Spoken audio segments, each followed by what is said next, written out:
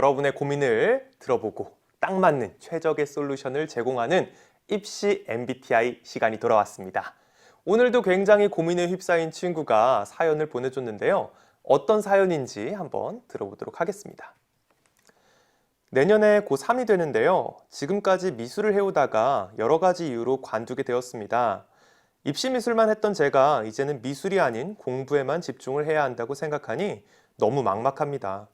고3 1년 동안 공부에만 매진을 해야 되는데 수학은 아예 포기한 상태이고 국어, 영어만 공부를 해둔 상태입니다. 제가 내년에 고3이 되어서 너무 불안합니다. 국어, 영어는 지난 모의고사 기준으로 3등급이 나왔습니다. 간당간당하게 들어온 건데 내년에 저는 어떻게 공부를 해야 될까요? 또 어떻게 입시를 준비하는 게 좋을까요? 자, 이런 고민을 받았는데요. 일단 먼저 이 친구의 입시 MBTI 솔루션 먼저 이야기해 볼까요? 선생님의 솔루션은 바로 학종, 수능, 논술, 교과 GSNK입니다. 일단 이 친구의 장점을 먼저 살펴보도록 하겠습니다. 미술에 굉장히 집중을 했다고 했는데도 불구하고 지난 9월 모의고사에서 국어와 영어를 3등급을 받았다는 건 엄청난 사실이에요. 굉장히 긍정적인 면이라고 볼 수가 있습니다. 그래서 남은 1년 동안 포기하지 않고 열심히 공부하면 얼마든지 원하는 대학에 합격할 수 있지 않을까? 선생님은 이렇게 판단이 되고요. 일단 먼저 첫 번째 솔루션은요. 학종입니다.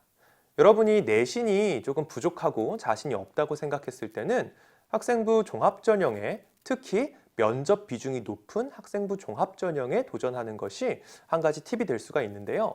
면접을 굉장히 잘 준비하는 경우에는 내신 성적을 뒤집고 조금 부족한 내신 성적을 뒤집고 합격하는 사례가 얼마든지 굉장히 많이 있습니다.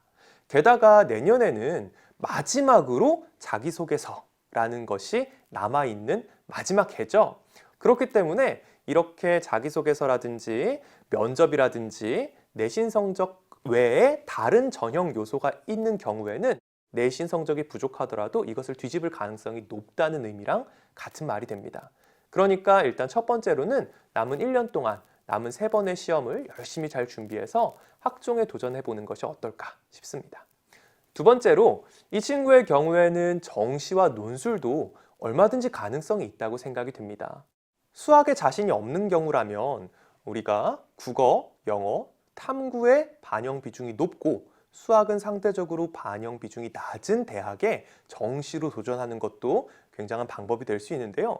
예를 들어서 덕성여자대학교 같은 경우에는 국어, 영어, 수학 3개 과목 중에서 자신 있고 점수를 잘 받은 과목을 30% 그리고 가장 낮은 점수를 받은 과목을 15%로 본인이 결정해서 반영할 수가 있습니다. 자신 있는 과목을 30% 반영하면 상대적으로 같은 점수라고 하더라도 대학 입학에서 유리할 수가 있겠죠. 그리고 이 친구 같은 경우에는 특히 논술 전형도 가능성이 있지 않을까 싶은데요. 논술은 물론 경쟁률이 굉장히 높은 전형이라서 그냥 논술만을 준비하는 것은 위험합니다. 하지만 정시를 공부하는 친구들이 논술을 병행하게 될 경우에는 큰 이점이 있는데 바로 수능 최저학력 기준이라는 것 때문입니다. 논술 전형은 경쟁률이 평균적으로 70대 1, 80대 1 이렇게 높은데요. 여러분이 만약에 수능 최저학력 기준이 있는 논술 전형에 지원을 해서 그 수능 최저학력 기준을 통과할 수만 있다면 실질 경쟁률은 20대 1, 30대 1 정도로 굉장히 낮아지게 됩니다. 특히 지금 고등학교 2학년 9월 모의고사가 영어, 국어가 3등급이 나왔다고 했어요. 우리가 논술에서 정말 높은 기준을 가지고 있는 대학조차도 2등급 3과목 정도가 수능 최저학력 기준입니다. 지금 3등급 2과목이라면 남은 1년 동안 열심히 공부하면 대부분의 대학의 수능 최저학력 기준을 맞출 수 있지 않을까? 선생님 이렇게 생각이 되고요. 수학에 정말 자신이 없다면 수학을 제외한 나머지 3과목으로 수능 최저학력 기준 통과를 노리고 논술 전형을 같이 병행하는 것도 좋은 방법이라고 생각합니다. 굉장히 걱정하는 마음으로 사연을 보내줬는데요.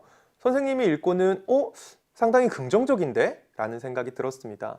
남은 기간은 1년 밖에 안 남았다고 생각할 수도 있지만 1년이나 남았다고 생각할 수도 있어요. 특히 고등학교 3학년 1년은 정말 중요한 시기인데요.